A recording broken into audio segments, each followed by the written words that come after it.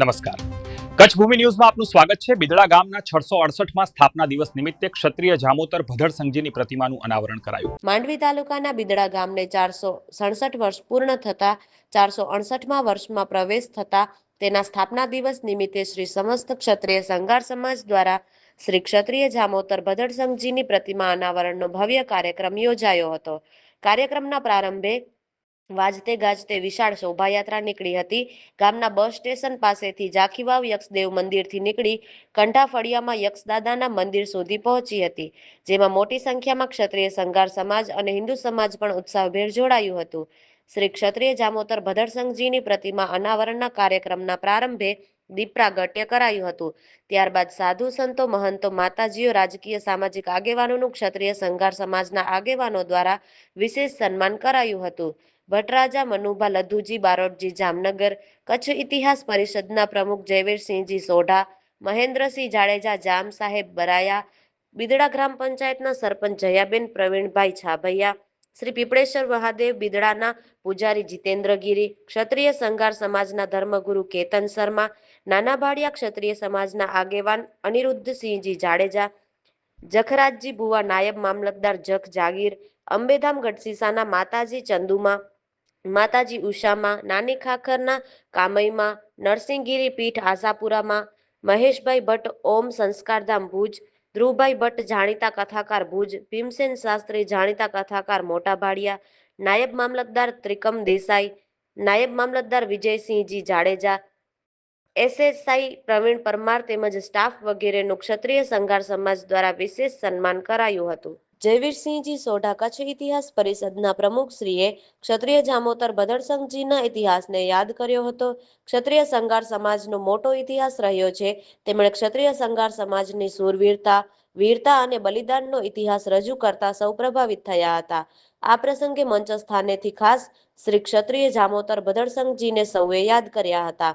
સમસ્ત બિદડા ક્ષત્રિય સંઘાર સમાજ, બિદડા ગામજનો તેમજ કચ્છભરના રાજકીય સામાજિક આગેવાનો, કચ્છભરના ક્ષત્રિય સંઘાર સમાજના અગ્રણીઓ, ભાઈઓ બહેનો, યુવાનો આ કાર્યક્રમને સફળ બનાવવા ઉત્સાહભેર જોડાયા હતા. જાણીતા લોક સાહિત્યકાર શ્યામભાઈ ગઢવીએ કસુંબલ ડાયરો લોક સાહિત્ય રજૂ કર્યું હતું. ગામ જમણ ધુમાડા બંધનું મહાપ્રસાદનો પણ ભવ્ય આયોજન કરાયો હતો. કાર્યક્રમના બીજા સેશનમાં દાંડિયા રાસ ગરબાનો ભવ્ય આયોજન કરાયો હતો. એકંદરે બિદડા ગામનો આજનો આ સ્થાપના દિવસનો આ કાર્યક્રમ ઐતિહાસિક અને યાદગાર બન્યો હતો. સમસ્ત બિદડા ક્ષત્રિય સંઘાર સમાજે આ કાર્યક્રમમાં ઉપસ્થિત રહેનાર સૌ નામી અનામી લોકોનો આભાર માન્યો હતો. ભદડ સંઘજી સંઘાર આજથી 667 વર્ષ પૂર્વે એટલે કે વિક્રમ સંવત 1415 માગસર સુદ એકાદશી સોમવાર તારીખ 27/2 ઈસવીસન 1359ના દિવસે આ ગામનું એમને તોરણ બાંધ્યું છે ભદડ સંઘે. અને વર્ષો સુધી એમની સત્તા રહી. 1882 સુધી એમના આખરી શાસક કાયોજી સંઘાર અહીં સત્તા ભોગવી અને કાળક્રમે પછી ભુજનગરથી જ્યાં ભુજના શાસક અને ખેંગાર ભાયાતના એક જાગીરદાર તરીકે એમણે આ ગામનું તોરણ બાંધ્યું. પણ પહેલા પ્રથમ ઇતિહાસ આ ભદડજી સંઘાર સાથે અહીંયા ઇતિહાસ જોડાયેલો છે. અને આજે આ મૂર્તિનું અનાવરણ થયું. એમાં સર્વે સંતો, મંતો અને જામ સાહેબ બરાયાના મહેન્દ્રસિંહજી બાપુ, ભુવા પરિવારમાંથી જખરાજી અને અનેક ચંદુમાં અનેક ઉપસ્થિત રહ્યા. અને આ કાર્યક્રમને સફળ બનાવવામાં સંઘાર સમાજનો સફળ કાર્યક્રમને બનાવવામાં સફળ એમનો સહયોગ રહ્યો. અસ્તુ. બિદડા મુકામે આજે બિદડ સંઘ દાદાની પ્રતિમાનો જે પુનઃસ્થાપન કરવામાં આવ્યું એ કાર્યક્રમ પ્રસંગે આજે જયવીરસિંહ બાપુ ઇતિહાસ પરિષદ કચ્છના પ્રમુખ ઐતિહાસિક તથ્યો કર્યા, વાત કરી. જખરાજી દાદા, સંઘાર સમાજના અગ્રણીઓ જે રીતે આજે બિદડામાં બિદડ સંઘ દાદાની પ્રતિમાનો અનાવરણ કરવામાં આવ્યો એ પ્રસંગ બહુ સરાહનીય છે. અને આપણા પૂર્વજો જે વીરલાઓ જે આવા પરાક્રમો કર્યા છે એની પણ ગાથાનો જયવીરસિંહ બાપુએ વર્ણન કર્યો. એવા વીરલાઓની ગામો ગામ એના ખાંભી છે, ગામો ગામ એના પૂતળા છે. આપણે જાગૃતિ લાવી, આપણે હિન્દુ સમાજ, આપણે સનાતન સમાજ ને યુવા પેઢીને આપણા પૂર્વજો કેવા હતા, સમાજ માટે, દેશ માટે જે સર્વસ્વ બલિદાન આપ્યા છે એની ગાથાને ઉજાગર કરવી જોઈએ. ને ખરેખર ક્ષત્રિય સંઘાર સમાજના ભાઈઓને હું આદર કરું છું કે જે ઇતિહાસ જેનો ગવાહ છે એના સંઘર્ષ દાદાની મૂર્તિનું આજે અનાવરણ કર્યું એ બદલ હું એમને તહે દિલથી અભિનંદન આપું છું. જય હિન્દ, જય ભારત. જય જગદેવા, જય ભદ્રસંઘજી. આજે વર્ષો પછી, ઘણા વર્ષો પછી જે ક્ષણ, જે ઘડીનો ઇંતજાર હતો સંઘાર સમાજને, સંઘાર ક્ષત્રિયોને, સંઘાર રાજપૂતને તેમજ અહીંયા બિદડા ગામવાસીઓને એક ક્ષણ આજે ઉજવાઈ રહી છે.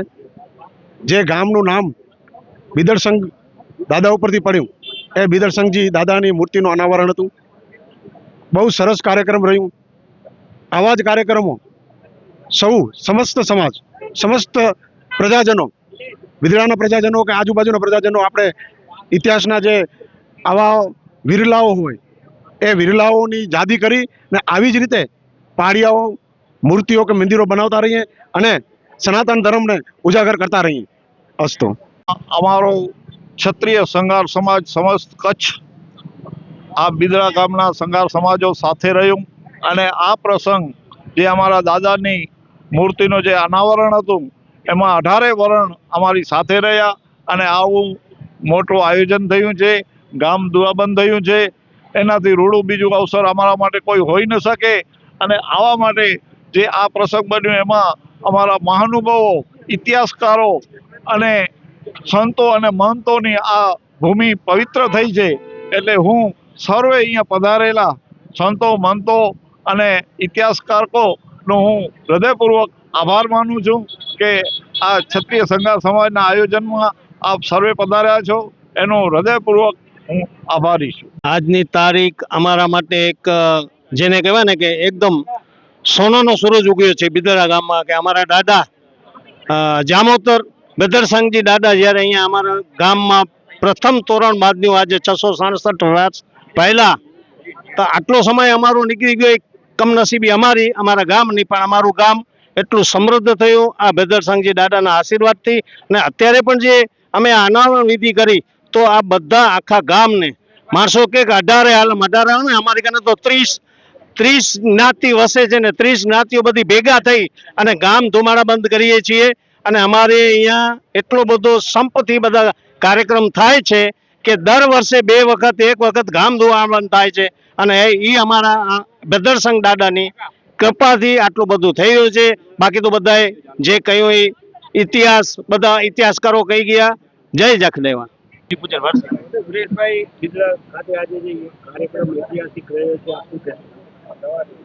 આજરોજ તીર્થભૂમિ બિદડા મુકામે જે વર્ષો પહેલા અમારા પૂર્વજોએ દાદા ભદ્રસંઘજીએ જે ગામનો તોરણ બાંધ્યો છે, આમ આ ગામમાં ખીલી પૂજન અને તોરણ પૂજન તો વર્ષોથી થાય છે, પણ આજે દાદાની જે પ્રતિમાનો અનાવરણ થયો અને સમાજે સાથે અને સૌ ગ્રામજનોએ ભેગા મળી ને આ ઉત્સાહમાં જોડાયા એ બદલ ગ્રામજનોને અભિનંદન પાઠવું છું. અને સાથે સાથે જે લોકોએ આ શુભ કાર્ય માટે, જે એમણે ઇતિહાસ માટે કે આ ગામની કીર્તિ માટે જેટલા લોકોએ આજે જે પોતાનો સમય આપી અને આ કાર્યમાં જોડાયા એ બદલ પણ સૌ સમાજજનો અને સાથે સાથે સમાજના મોભીઓનો પણ આભાર વ્યક્ત કરીએ છીએ.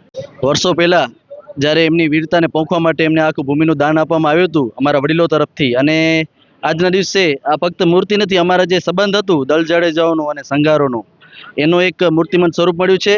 અને સાથે જે વિશ્વાસ છે, અમારા વડીલો એમને જમીન આપી, તમે જો તો બિદડા ગામનો કેટલો વિકાસ થયો. અત્યારે આજના દિવસે પણ જે અહીંયા આવે છે એ સુખી થાય છે. તો ખૂબ સરસ.